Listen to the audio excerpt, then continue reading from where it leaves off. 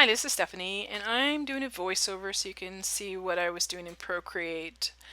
I brought in some artwork from third party. I really like their technique, and I wanted to see if I could emulate it in my own style, but try to get that dry brush feel that they have.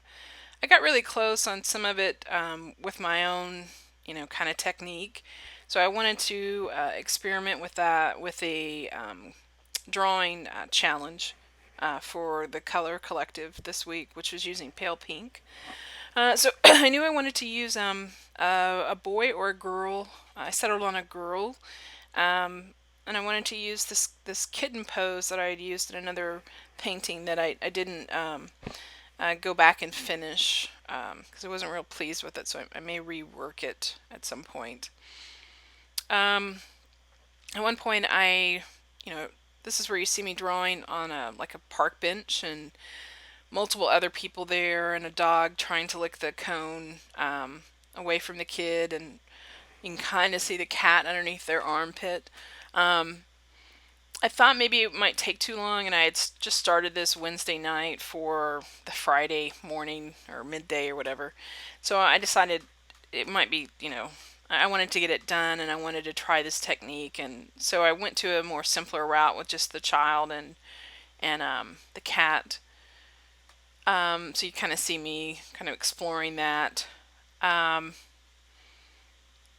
and then I decided to make I took the ice cream out and um, added a paint bucket, and here I'm exploring her face, trying to make her look, cartoony but still cute. And um, I decide her head's too big, and I'm got to resize it. Just different things. I'm kind of getting the drawing down before I start painting. And then you'll see me move into I tried to do, I started doing the pink because that's the color for the week, and it was just too much, I thought. Um, So I try to do it like a kind of a color, um, what do you call it? Like you go in and just kind of paint the color down to see, color value and then tonal value, things like that, just to kind of get an idea of where everything's gonna, how it's gonna look. Um, so here I decide the pink's just too much, and I go to a more muted palette, which I really like. I really like instead of the blue being in the background, I moved it to her jacket, and then I used the pink for um, just some little flowers on her little coat or smock or whatever. And here I'm doing a uh, lighting shadow tonal value.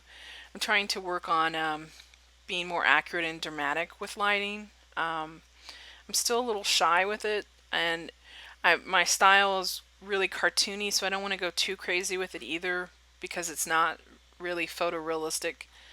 So I need to find a balance there where, because I think shadow really adds to, lighting and shadow really adds to pictures.